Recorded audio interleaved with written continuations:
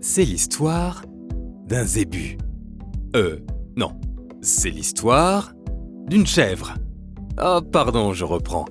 C'est l'histoire de Mariam qui, grâce à cette chèvre, peut maintenant subvenir à l'éducation de ses enfants.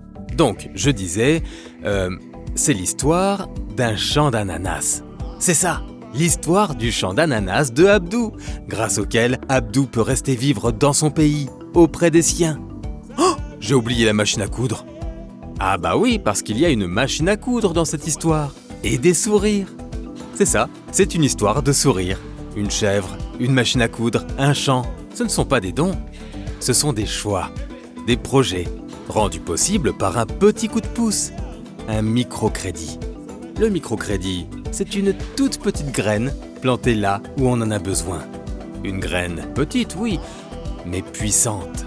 Une graine qu'on prête, qu'on plante et qu'on replante et qui toujours sait devenir une graine d'espoir et de fierté.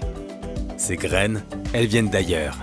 Car oui, c'est aussi l'histoire des donateurs et de leur souffle d'entraide, transformé en vent de courage et d'autonomie.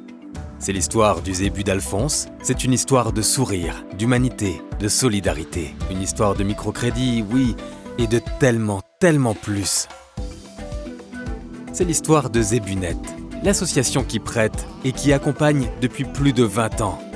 Et peut-être la vôtre d'histoire, si vous le souhaitez. Il suffit presque de souffler.